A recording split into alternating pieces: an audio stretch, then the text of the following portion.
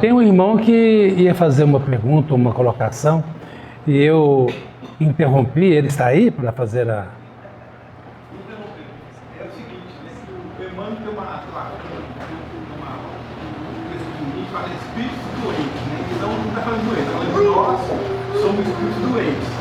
E o efeito disso aí vão ser as doenças, né? Aí eu lembro que o próprio Zé Muniz fala que 95% das doenças, na verdade, não existem, como nós que criamos. Por exemplo, a gripe é normal, tem gripe, mas a maior parte como nós que criamos. Se a gente for pegar a história da AIDS não existia antigamente. A sociedade do século XX deu. Agora nós temos, né, por exemplo, o coronavírus, né? Qual que é a causa, né? Mercado de carne estragado, perto de um laboratório de arma biológica, nós estamos criando doenças. E a nossa condição é de espíritos doentes. O próprio Emmanuel diz: só existem doenças porque existem doentes. No fundo, está compatibilizado com a fala do nosso irmão. Nós falamos em 3 vertentes para as aflições: criaturas que caem, as criaturas que se arruinam e as criaturas que adoecem. Nas criaturas que adoecem, faltou falar sobre um último ponto: os excessos de qualquer natureza. Todas as pessoas que cometem excessos, elas são susceptíveis de adoecer, consequentemente, elas terão aflições. Vamos dar exemplos de excessos. O uso de entorpecentes, de drogas, como o álcool, o LSD, o crack, a cocaína, a haxixe e outros, e assim por diante. As criaturas que são viciadas em jogos, os jogos que as criaturas perdem bens, fortunas. Então, tudo isso está no campo dos excessos.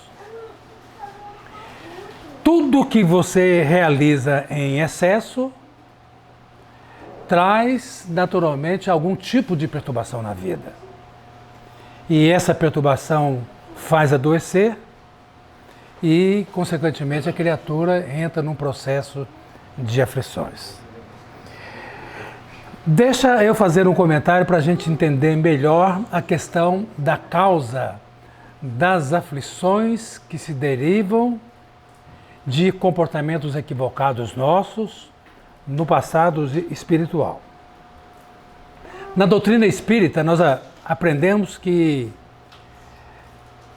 nós estamos aqui no mundo para cumprir um programa de provas ou de expiações ou um programa de natureza missionária. As provas, elas são comuns exatamente porque nós estamos no mundo em processo evolutivo. Todos nós espíritas sabemos que existem várias categorias de mundos. Mundos primitivos, mundos de provas e expiações, mundos de regeneração, mundos felizes e mundos ditosos. O nosso planeta Terra, que é um planeta relativamente novo na imensidão cósmica, tem 4 bilhões e meio de anos. Nós estamos para sair em direção à 3ª fase. Somos um mundo de provas e expiações e estamos na transição para que o nosso planeta se converta em um mundo de regeneração. No mundo de regeneração, o bem predomina sobre o mal. Vocês imaginem quando nós tivermos escalado essa transição e as criaturas que estiverem aqui renascidas, nelas haver uma predominância do bem sobre o mal. significando dizer que seremos criaturas regeneradas. Essa é a terceira fase, mas tem duas outras que nos aguardam. Um dia a Terra será um mundo feliz e muito mais à frente um mundo ditoso. Mas como nós estamos ainda no ciclo, na transição de mundo de provas e expiações para mundo de regeneração, quando nós falamos em provas, significa dizer, como espíritos imperfeitos que nós somos, a todo instante nós somos testados, provacionados. E isso faz parte do nosso programa evolutivo, da nossa ascensão. Para que eu reflita mais claramente sobre isso à luz da doutrina espírita, o progresso, ele se dá em duas direções. Imaginem vocês uma reta vertical e uma reta horizontal. Na linguagem matemática, é chamado de ordenada de abscissa. Na reta horizontal, vamos falar que é o nosso progresso material. E na reta vertical é o nosso progresso moral e espiritual. Para ambos, faz-se necessária a inteligência.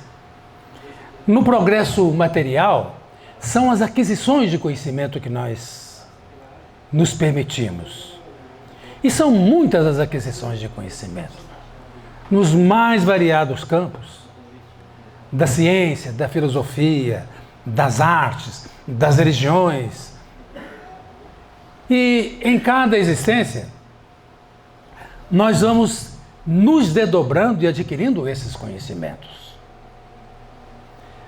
Para adquirir conhecimentos, por exemplo, nas múltiplas profissões do mundo, sejam as mais simples, de um pintor, de um alfaiate, de um padeiro, de um carpinteiro, até as mais elaboradas como de um engenheiro, de um artífice, de um dentista, de um médico, de um filósofo, seja lá o que for, nós temos que aplicar a inteligência, o esforço pessoal, a vontade, e nós vamos tendo progressos de natureza material. Claro que numa vida nós conseguimos pouco progredir. Por exemplo, as pessoas aqui têm profissões. Todos nós temos as nossas profissões. Mesmo na nossa profissão, nós sabemos o quanto que somos limitados e o quanto que nós poderíamos saber e fazer mais e melhor. E como existem muitos campos de conhecimento, então são necessárias uma multiplicidade de vidas, progresso material. E o progresso moral, nós colocaremos nessa reta vertical todas as virtudes. A virtude da paciência, a virtude do afeto, do amor, da compreensão, do perdão, da humildade, uma sucessividade de virtudes. Claro, numa existência, nós não adquirimos todas essas virtudes. Daí a necessidade de múltiplas existências. E em cada vida, nós recomeçamos no ponto de parada. Nada do que nós fizemos nas vidas anteriores fica perdido. Fica registrado na nossa memória espiritual.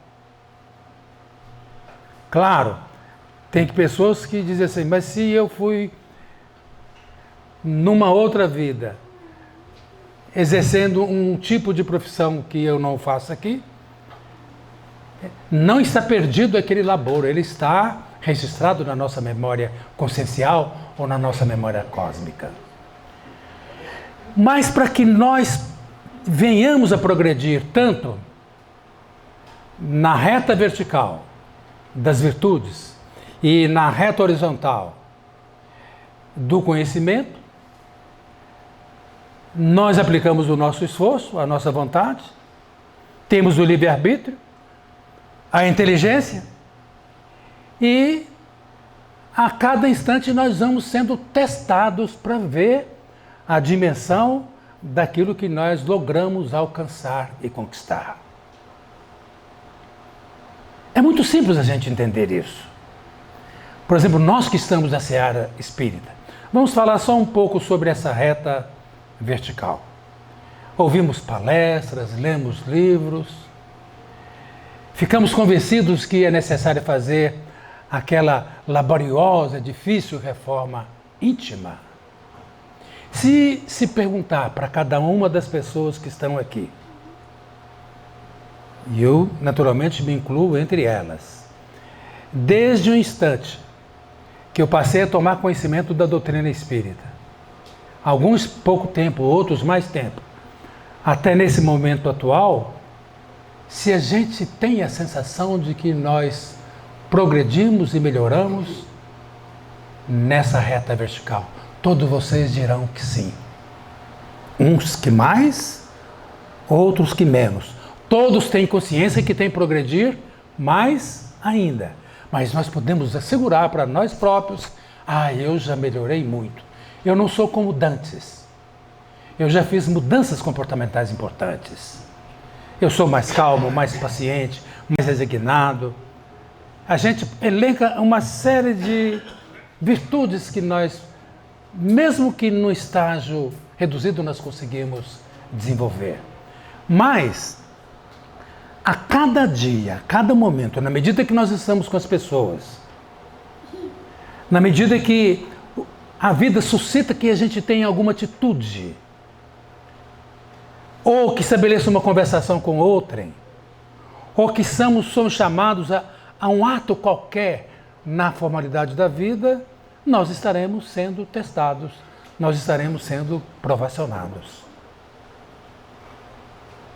É nesse momento que se mede o nosso avanço em relação àquilo que nós nos propomos fazer no mundo. Então, as provas, elas são do comum da nossa vida. Mesmo nas provas, nós temos aflições. Nós comentamos há pouco que, mesmo nas provas, nos atos corriqueiros da vida, surgem embaraços e nós podemos não tomar as melhores atitudes. Eu acabei de falar agora, por exemplo, no último ponto que eu queria registrar, tem criaturas que adoecem porque cometem excessos. Na gula, nos jogos, nas viciações de uma forma geral, seja no campo da sexolatria, do uso de alcoólicos, das drogas lícitas ou não lícitas, e assim por diante. Então, isso faz adoecer, e uma pessoa que está adoecida, ela sofre naturalmente de aflição. Agora, vamos falar sobre as expiações. Uma criatura que está a expiar aqui na Terra, sob o ponto de vista espiritual, as causas dessa expiação se assentam em comportamentos equivocados em vidas passadas. Se nós cometemos atos vis, grotescos,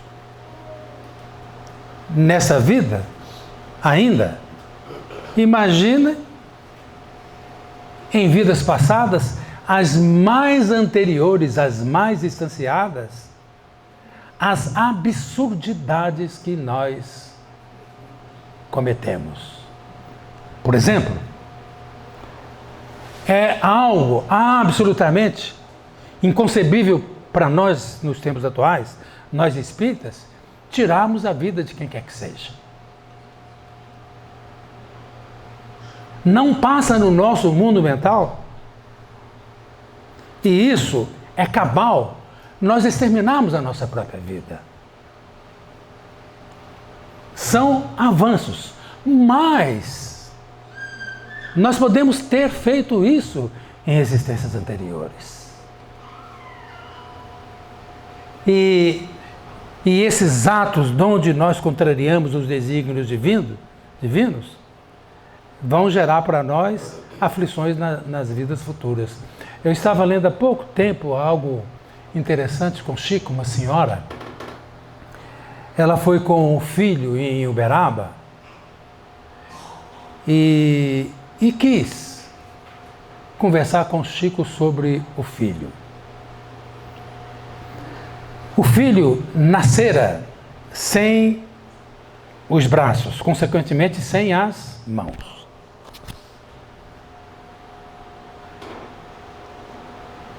Gera aflição? Muita aflição. Ela falou: Chico, meu filho já tem quase 30 anos. Você nem imagina o meu sofrimento. Desses quase 30 anos desenvolvendo todos os cuidados com o meu filho. Só que o Chico silenciou e não falou assim: o seu sofrimento é muito menor do que o do seu filho. Não é? E olha só o que aconteceu. Ele estava com uns problemas reiterados, ou com recidiva, de indo ao médico muitas vezes. Sabe o que os médicos disseram agora em decorrência de uma problemática grave que surgiu nas pernas dele? Ele vai ter que amputar ambas as pernas.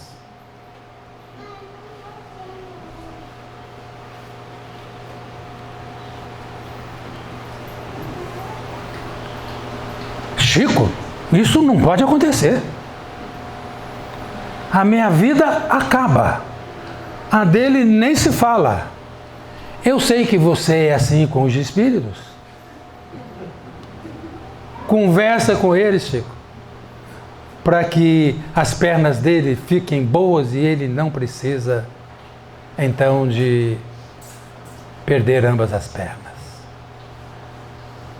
Aí você sabe que o Chico é assim mesmo com os espíritos, né? O Emmanuel se aproximou dele e falou assim, algo para ele, o Chico teve que repetir: que bênção que as pernas deles vão ser amputadas. O quê? Bênção? Isso é um desastre. Eu nem quero viver mais. É uma bênção. Porque já tempos antes que os médicos fizessem o diagnóstico que seria necessário amputar as pernas dele, ele estava com umas ideias na cabeça. Ela morava à beira-mar com o filho.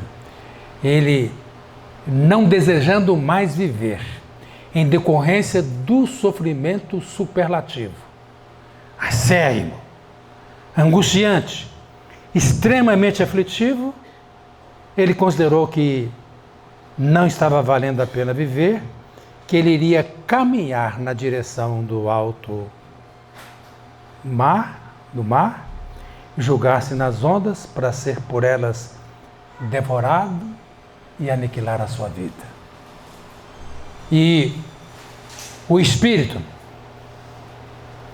que avalizou e acompanha a existência desse espírito, que é seu filho, nessa existência, percebendo do ato,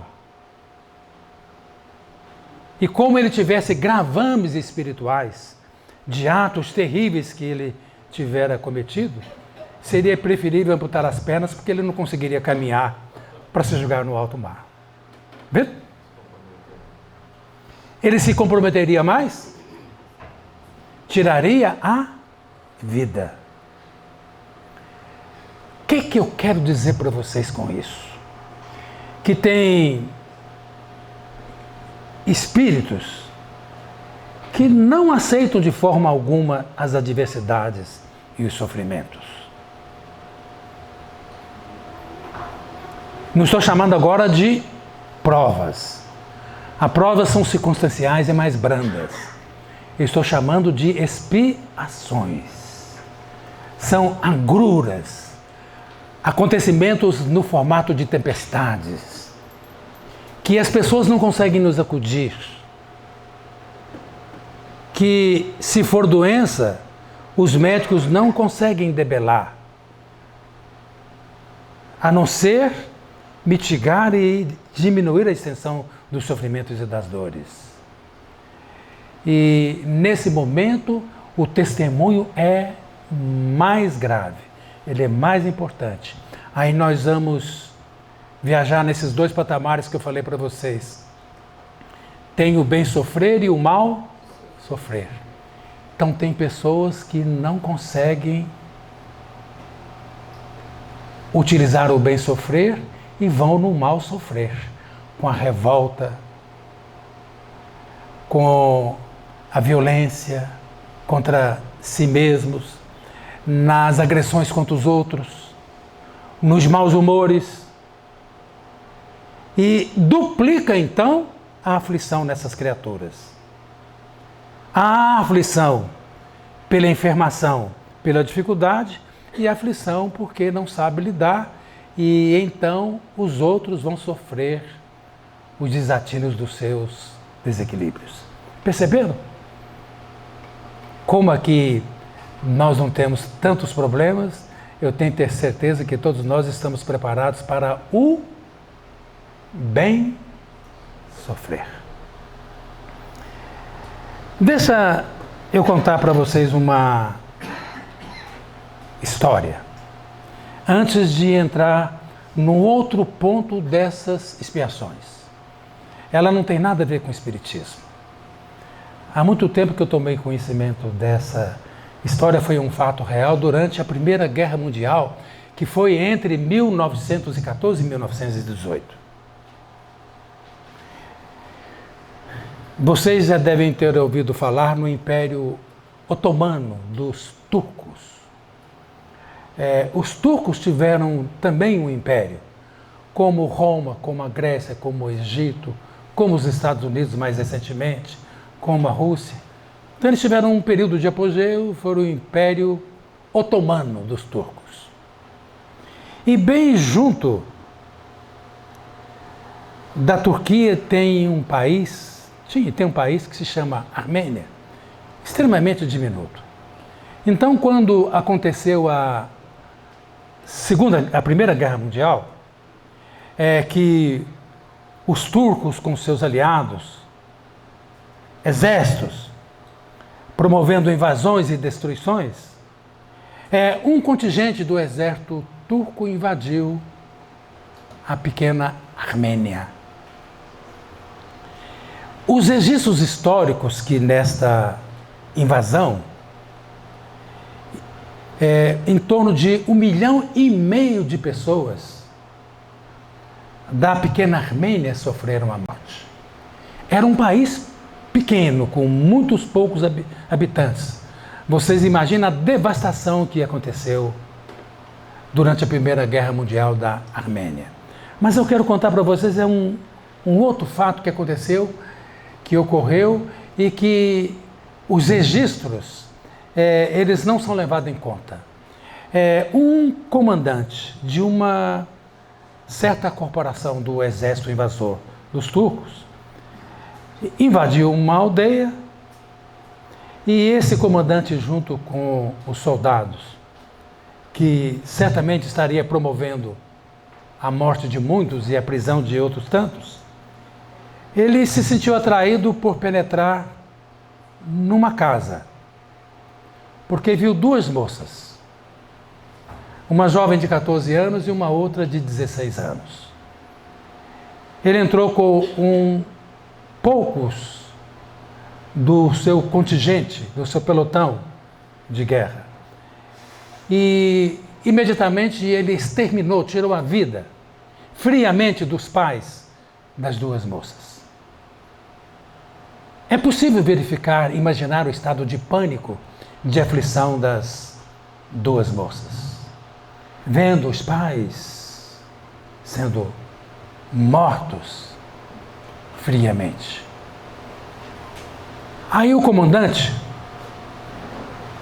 determinou que a mocinha de 16 anos ficasse à mercê da soldadesca para que eles pudessem se refestelar delas sexualmente. E a jovem, a donzela de 14 anos, linda, ele não o fez e levou consigo para a Turquia, porque ele não tinha mais a esposa, nós não sabemos a motivação, e fez dessa mocinha, ao mesmo tempo, uma serviçal, isso em 1914, e para propiciar para ele, independente da vontade dela, os prazeres da sexualidade. Dá para a gente se aperceber do assodamento das aflições dessa jovem? O que é que ela fez para merecer isso? Nós perguntamos. Quanta perversidade, tanto quanto com a irmã, que ela não sabia o destino, e com ela, ainda uma adolescente. Serviçal, tudo bem, mas tinha perdido os pais e era objeto para satisfazer os desejos daquela criatura que era um verdadeiro monstro. É muita aflição. Sabem vocês o que aconteceu? Ela disse para ela mesmo assim eu vou viver. Ela poderia desistir da vida, não poderia? Eu vou viver. Ela se submeteu aos arbítrios daquele homem hediondo. Mas como ela disse que queria viver, as criaturas que querem viver diante das grandes tempestades, elas miram algo de onde possa se agarrar para contornar e dar uma direção diferenciada para a vida. Até que depois de algum tempo, ela que fizeram amizade com uma jovem vizinha, ambos arquitetaram e depois de algum tempo, utilizando a inteligência, elas fizeram a fuga. E ela retornou para a Armênia, porque ela queria viver. Chegando na Armênia, evidentemente que ela deve ter cuidado da sua sobrevivência. E qualquer criatura que deseja viver, ela busca recursos, mesmo diante de dificuldades, desafios existenciais, para que ela consiga sobreviver, ainda que com o mínimo. Porque ela tinha aprendido que era preciso vencer os medos. Muitos de nós temos medos. Não tem problema que as pessoas tenham medo. As pessoas, elas podem ser medrosas, mas a gente tem que aprender a enfrentar os medos, e ela estava enfrentando para ter uma vida diferente. E ela, depois de algum tempo, ela voltou a estudar. Ela fez os cursos como se fosse aqui no nosso país, o ensino médio. E ela tinha muita vontade de fazer um curso superior. O país dela estava quase que exterminado.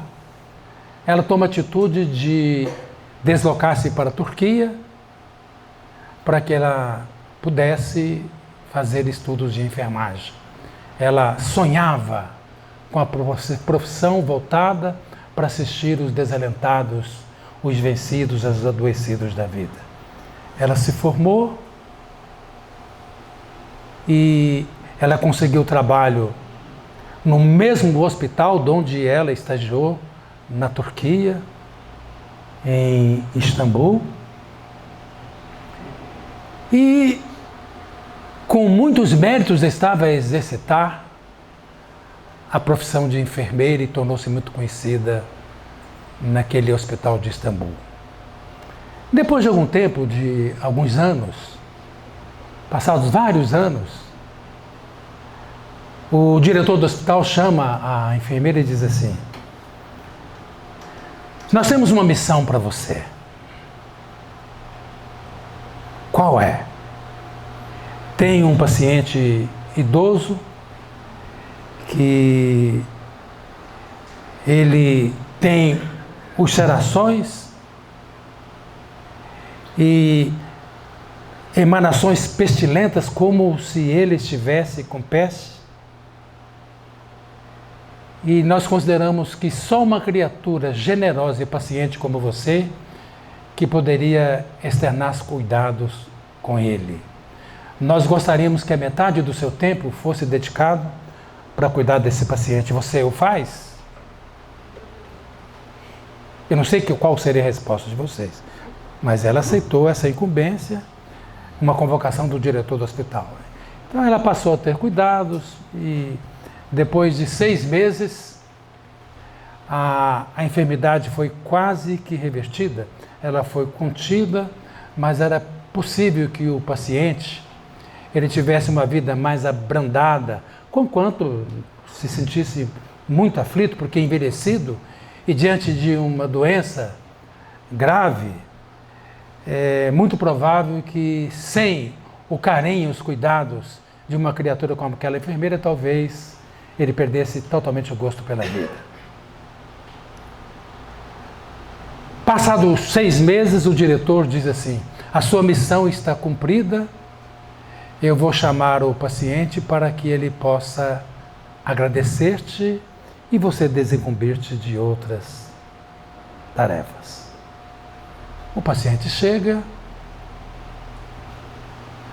o diretor dá a notícia de que a enfermeira não estaria mais com ele. Ele já havia se habituado, se entristece, mas compreende. E pela primeira vez ele faz uma indagação a ela. Você fala muito bem o turco, mas eu tenho a sensação de que você tem um sotaque armênio. É verdade, eu não só tenho sotaque, eu falo o armênio, eu sou da Armênia. Ah!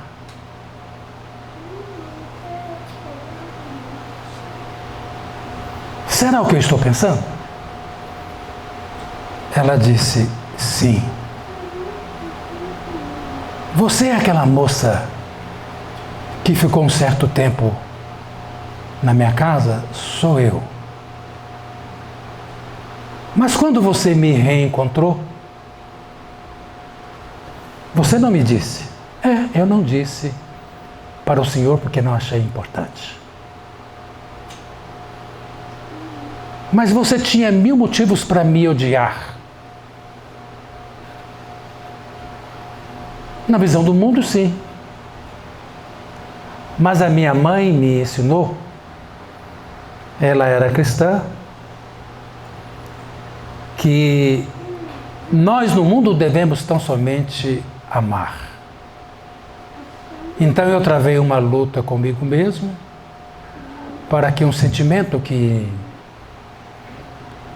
não era ainda tão bom que me devassava se transformasse num sentimento bom, e eu procurei ser uma fiel enfermeira. Mas o que será de mim? O senhor está praticamente livre das doenças, mas dos seus sentimentos, o senhor se sinta liberado, porque ainda que eu não consiga amá-lo tanto quanto eu deveria, não passa na minha alma nenhum ressentimento, porque isso ficou no passado. Eu quero que o senhor seja muito feliz.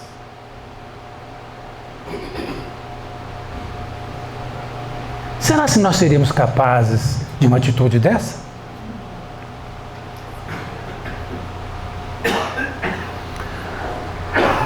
Ela tinha motivos para odiar?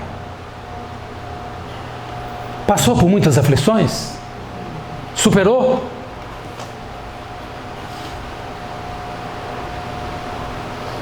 Ela elegeu o bem sofrer.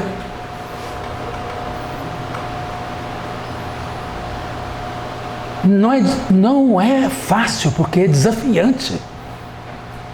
Você tem que buscar novos valores. E é muito difícil alguém que não creia na vida futura, que não esteja vestido de uma fé vigorosa, consiga domar o eu inferior que perdura em nós para deixar vir à superfície um eu renovado. Falta um ponto para falar para vocês na questão da causa das aflições e que tem duas variantes, que são os transtornos de natureza psíquica. Tem transtornos que estão dentro do domínio da psiquiatria, que têm causas na vida atual. Transtornos de ansiedade, alguns transtornos fóbicos, a depressão simples e mais alguns transtornos que são catalogados pela medicina. Eles acontecem porque nós temos uma dificuldade de lidar com os nossos problemas e dar boas resoluções a eles. Por exemplo, uma criatura altamente ansiosa, porque ansiosos todos nós somos. Nós temos mais ou menos ansiedade. Mas o problema é a ansiedade mórbida, doentia. E as pessoas que sofrem de ansiedade mórbida, elas padecem aflições. Mas o padecente de ansiedade mórbida, as estatísticas da psiquiatria dizem que 40% das pessoas que sofrem de ansiedade mórbida se tornam depressivas. Por isso que na medicina eles falam de comorbidade. Você tem vários sintomas, várias doenças, e quando você tem uma doença e superpõe com uma outra doença, vem um adoecimento, claro, é adoecimento, e isso é causador de aflições. Mas tem, dentro dos domínios da psiquiatria, estados mórbidos, que a causa não está na vida presente. Vou dar exemplos para vocês. A esquizofrenia e os transtornos esquizoides, que são uma variante mais branda do que a esquizofrenia. A antiga, hoje chama transtorno afetivo bipolar. Antigamente chamava psicose maníaco-depressiva. Eu falei desses 3 só, que são configurações, que são adoecimentos, cujas causas estão no passado espiritual. Por isso que a medicina, para esquizofrênicos, para os transtornos afetivos bipolares, para os transtornos esquizoides e mais alguns outros, mais brandos, ela somente consegue controlar os sintomas. As pessoas conseguem viver razoavelmente bem, mas elas não se curam. É porque existe uma afetação. E essa afetação é no aparelho psíquico, em verdade, no espírito, ou com registros indeléveis. É uma expressão que o André Luiz gosta de usar, no corpo espiritual.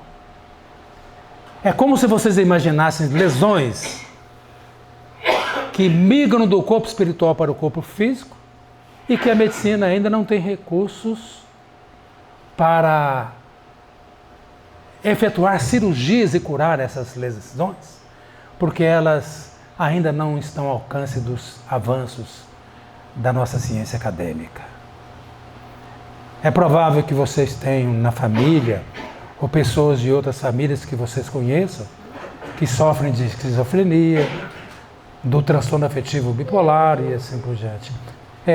Fora de doenças psiquiátricas, uma doença que é neurológica, a epilepsia. Vocês devem conhecer pessoas epilépticas.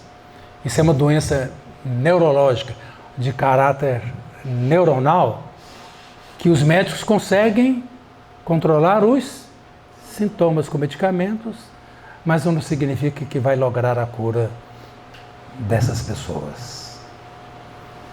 Qual é o fator causal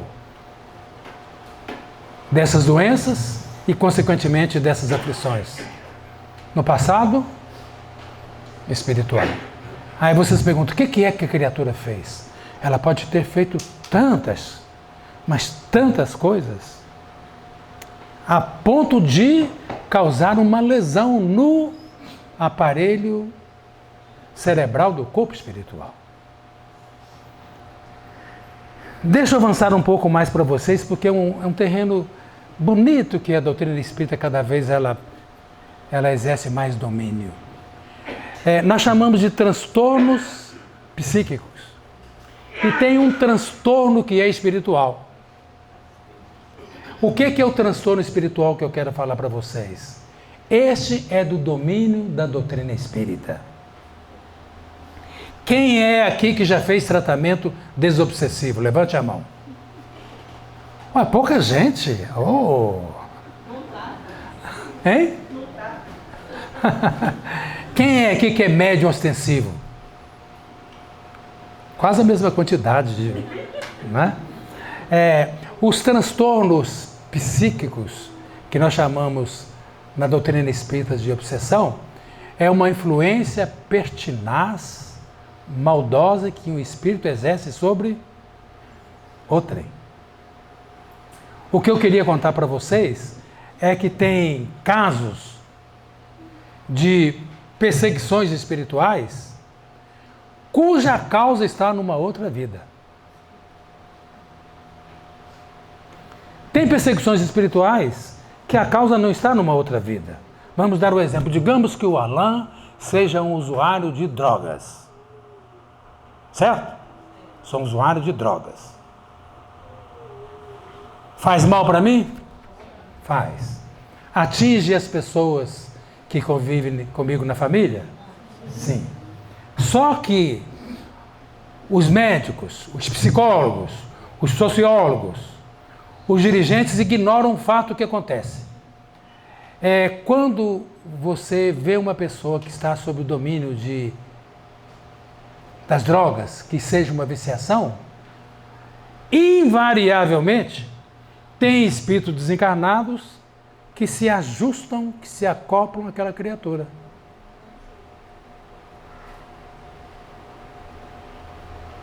Não porque tem mágoa, ressentimento contra ela, mas é porque ambos têm a mesma viciação. O espírito ele foi outrora no mundo físico um drogadito. O que ele faz? Para ele se comprazer e sentir de alguma forma as sensações que eram comuns quando ele estava na matéria, ele se aproxima de quem tenha a suscetibilidade para o vício, para ele junto sentir as emanações e os prazeres. Perceberam? É apenas comércio. Viram só? Isso aí é vida presente. Agora, nas vidas passadas é quando nós encarnados cometemos graves delitos ferindo a consciência de uma pessoa ou outra, e essa pessoa, no mundo espiritual, guarda ressentimento, então ela tem as aflições do mundo espiritual e ela move a perseguição. Deixa eu contar uma história para vocês para ilustrar isso. História real. Eu sou coordenador de uma reunião de desobsessão, já fazem muitos anos. Eu houvera terminado uma palestra pública na casa que eu milito. E quando eu estava me retirando, eu percebi, já quase na saída, que tinha uma senhora que ela estava deslocando-se com uma filha e transparecia que ela estava com vontade de me abordar, de conversar comigo. E eu havia feito a palestra e podia ser que, pelo que eu tivera dito, ela queria conversar comigo por alguma razão.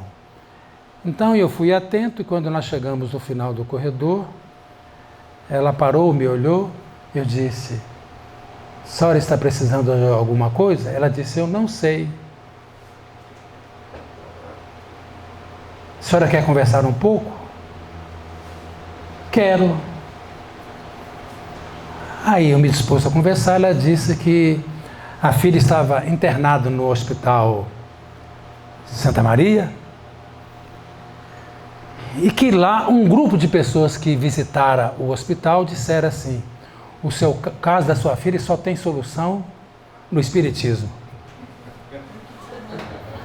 Estava internada no hospital Santa Maria, psiquiátrico.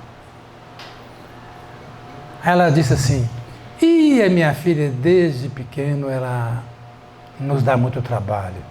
Pessoas simples. Nós somos de Montes Claros e periodicamente eu tenho que internar aqui porque ela comete violência contra ela mesma. Ela deixou de frequentar a escola, ela não tem uma vida normal.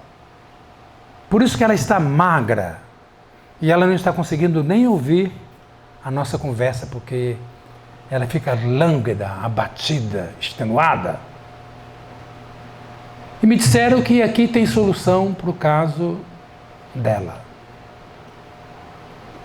Então foram os espíritos que, nesse caso específico, encaminharam ela até a mim, porque ela iria assistir a reunião e retornar para Montes Claros. Olha como que nós todos temos que estar atentos nos passos da vida. Tem pessoas que são postas no nosso caminho. Elas têm as suas adversidades, as suas aflições. E se a gente tiver olhares atentos, um ou outro nós podemos auxiliar e até socorrer. E eu pensei, como é que nós podemos ajudar essa senhora? Ela não sabia o que era Espiritismo.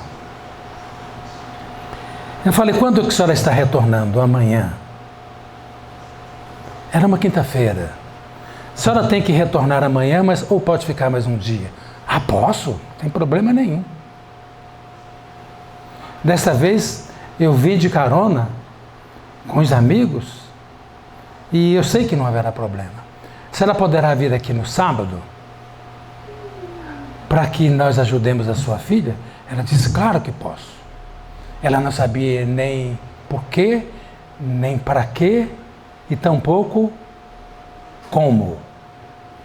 Nós participamos de uma reunião de desobsessão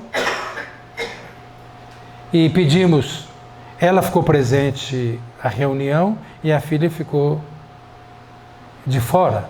Eu vou contar só o que aconteceu especificamente nesta reunião com uma das manifestações, para vocês verem a intervenção do mundo espiritual. Ela era catalogada como esquizofrênica no Hospital Santa Maria, psiquiátrico Santa Maria.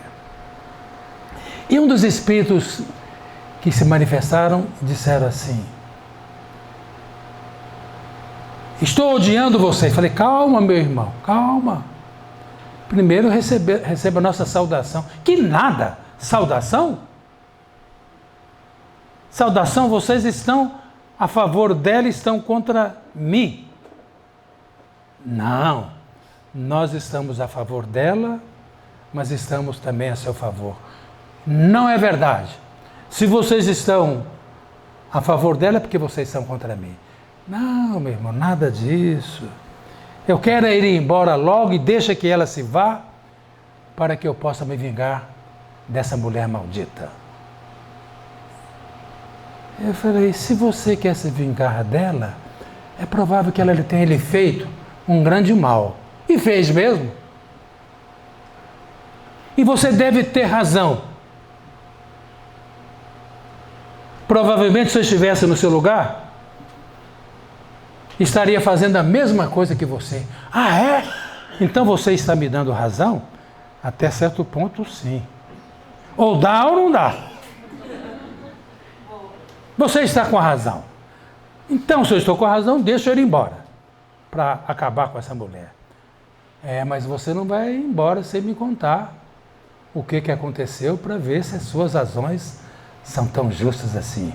Então eu me conto e depois você libera. Está certo.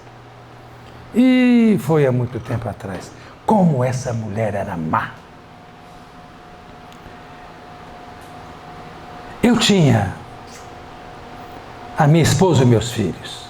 Trabalhava na fazenda dela. Não tinha nenhum problema, porque eu era uma pessoa simples, humilde, e ela que era poderosa. Mas quando chegou na época das colheitas, eu estava adoentado.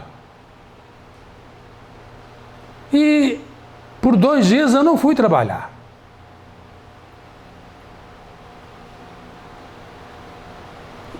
E depois, o capataz, por ordem dela, determinou que eu ficasse preso durante 4 dias.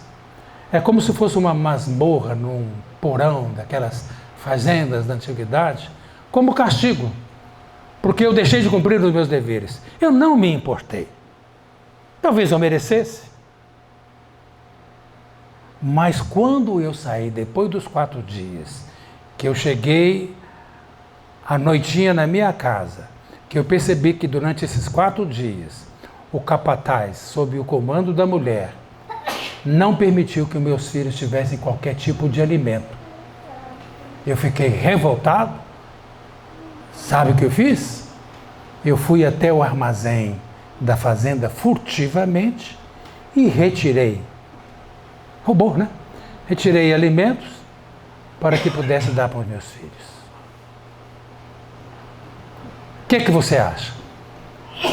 Você fez um ato a benefício dos seus filhos. Pois é. Mas quando o capataz tomou conhecimento que eu roubei, ele contou para Sinhá, essa mulher maldita, ela determinou que eu fosse atado no poste de castigos, nu.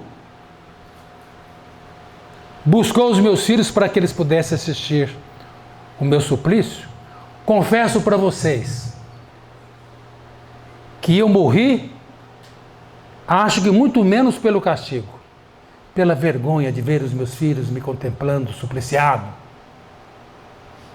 completamente nu. Depois de muito tempo, eu descobri que eu estava morto.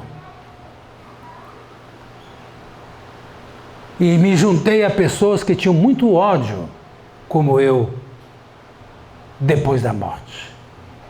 E fui aprendendo com eles. E eu pensei comigo, eu vou me vingar dessa mulher. Vou encontrá-la em algum lugar para poder vingar dessa maldita mulher.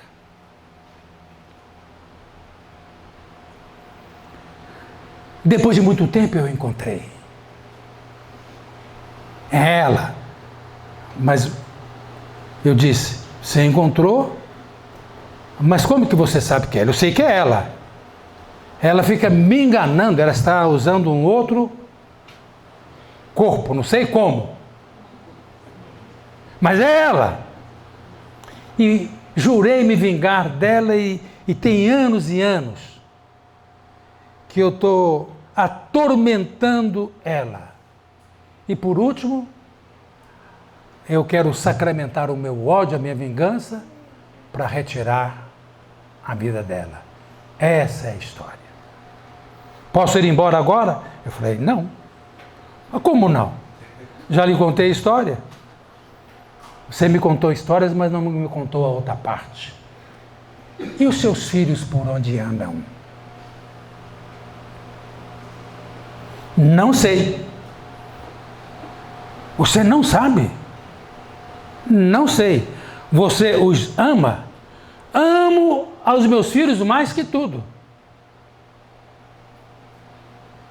Mas você não se interessou em encontrar com eles? Sim, só depois que eu me vingar dessa maldita mulher.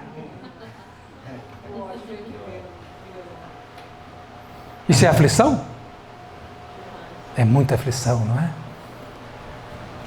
E nós que conversamos com os espíritos, a gente tem que estar asserenado para ir captando as intuições. Eu disse, vou fazer algo que você não faz há muito tempo. Nós vamos conversar com Deus. Porque nesse momento só Ele é que pode ver o que será melhor para você. Aí nós pedimos uma companheira para fazer uma prece. E antes de terminar a prece, ele grita assim, meu filho, meu filho. Eu disse, Deus que eu trouxe, ponha-o no colo, abrace-o. Ele começou a chorar. Chorar copiosamente. Demos um tempo, aproveitamos o momento nevrálgico e dissemos para eles assim, agora você tem só duas alternativas. A que você escolher, nós acataremos e você poderá seguir a sua vida. Ele falou, o quê? Você poderá continuar perseguindo essa mulher, mas se você fizer isso, não poderá ficar com seu filho, porque o seu filho não tem mais ódio no coração. Essa é uma alternativa. Você poderá escolher ficar com seu filho, mas se ficar com seu filho, terá que abandonar a mulher. Ou você fica com ela e não terá seu filho, ou você fica com seu filho e tem que abandonar a mulher. Faça a escolha. Nem precisa dizer para mim qual que é a sua escolha. E vá e seja feliz. Antes de reportar mais, vocês devem estar curiosos, né? Para saber qual que foi a escolha dele. Vou fazer pergunta só para... Se fosse a senhora escolheria ficar com o filho ou perseguindo a mulher? No lugar dele? Com o filho? Você? Certeza? Você ia desistir da vingança? Você? Com certeza. Então, essa deve ter sido a escolha dele.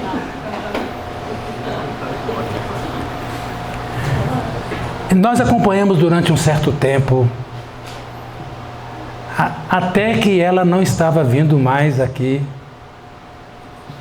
para fazer os comparecimentos periódicos no hospital, mas até quando que nós acompanhamos, ela falou assim que foi assustadora a melhora da filha dela. Só que no caso específico da filha, tinham dois cometimentos. Um de natureza psiquiátrica, que era a esquizofrenia, e um cometimento de natureza espiritual, que era a obsessão. Ela ficando livre da obsessão, o que aconteceu? Melhorou e a vida certamente ficou muito mais branda, mais leve, com menos aflições. Esse tal de no mundo passais por aflições não é brincadeira, hein, meu amigo? Hein? Não é brincadeira, não é verdade? Não é brincadeira. No mundo passais por aflições. Agora nós vamos aproveitar esses 5 minutos. É um antídoto para as aflições. Se é que eu possa dizer sobre isso, mas em verdade é a doutrina espírita que nos sugere alguns antídotos para a gente combater as aflições, ter menos aflições e até evitá-las. Vamos ver quais são? Uma é a resignação. Eu falei para vocês na primeira parte que a resignação é o consentimento do coração. Diante dos infortúnios que nos visitam, principalmente aqueles que são mais agressivos. Nós temos ou devemos ser criaturas resignadas. Mas para você ser resignado, antes você tem que ter aceitação. Tem coisas que estão nos trâmites da vida. São provas ou são expiações estabelecidas ou por nosso comportamento infeliz, agora ou de antes. Então, se somos acometidos de uma aflição, de um mal, a gente fazer uma análise, primeiro para aceitar. Aceitar é você não ter no coração a revolta. É você não acusar a Deus. É você não culpabilizar as pessoas que estão à sua volta, considerando que elas tiveram parte para que uma agrura, um sofrimento, alcançasse a sua existência. É você mesmo. Somos nós próprios, os artífices da nossa felicidade também quanto dos nossos sofrimentos. Então, aceitação, a resignação. O terceiro ele é difícil, porque eu até vou sugerir que vocês leiam de novo o capítulo sobre a fé que está no Evangelho segundo o Espiritismo. Muitos de nós temos uma fé vacilante. O que é uma fé vacilante? Quando nós vamos ser provados na nossa fé, nós vacilamos, flutuamos, esmorecemos. Convém que nós, espíritas, tenhamos uma fé vigorosa, que nos momentos mais difíceis ela nos levanta, porque a fé vigorosa é uma fé que você desenvolve por ter profunda confiança no poder divino em Deus e para você poder confiar em você mesmo. E para isso, nós podemos prevalecer do amparo dos nossos benfeitores espirituais. Falamos de aceitação, de resignação, de fé. Vou falar de um quarto: coragem.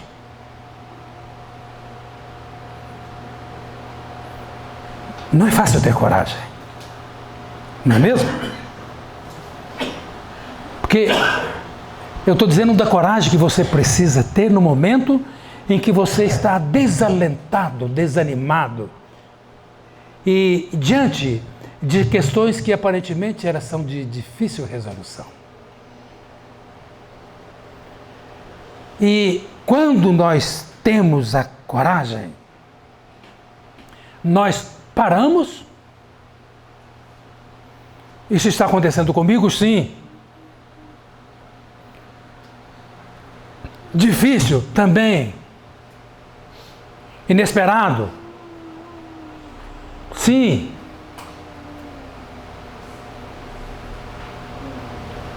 Mas eu cedo ou avanço? Porque tem muitas pessoas que se tornam deprimidas por duas razões. Porque elas ficam em silêncio e porque elas se isolam. Quando uma pessoa começa a se isolar, perdendo o gosto de fazer as coisas, de estar com as pessoas, de fazer coisas novas, isso é um mau sinal. Está faltando coragem para sair de uma questão que aparentemente é um embaraço na vida. Coragem. E muitas das vezes nós vamos ser suscitados a aplicar a coragem nas nossas vidas. Eu sei que vai acontecer isso comigo. Vai acontecer com todos nós que estamos aqui. E feliz daquele que busca essa energia interior com abastecimento da fé para ter a coragem de enfrentamentos às adversidades que podem surgir no trânsito da nossa vida. E a criatura, então, que se apodera dessas qualidades que nós falamos, e se ela se apoderar de uma outra, ela se torna invencível. Sabe o que eu chamo a última? De auto-amor. Eu vou me amar. Eu estou falando que eu vou amar a mim. Quando é que eu amo a mim? Que eu faço todas as coisas que sejam boas para mim. Mas as coisas que sejam boas para mim, elas não podem ser ruins para os outros. Eu busco o bom para mim, mas o bom para mim tem que, no mínimo, não ser prejudicial a quem quer que seja. Então, com o alto amor, nós nos abastecemos de energias para caminhar, e aflições cada vez mais distantes de nós, porque nós estamos conectados com a vida, nós estamos conectados conosco, nós estamos conectados com Deus e certos de que no mundo maior, na vida futura, quando nós nos desprendermos do corpo físico, as consolações, as esperanças nos aguardam e as aflições que eventualmente nós venhamos a ter no mundo, elas são pequenas porque nós tivemos recursos para enfrentá-las. E eu agradeço a atenção que vocês me ouviram. Em verdade, eu falei muito mais para mim. E que Jesus nos abençoe.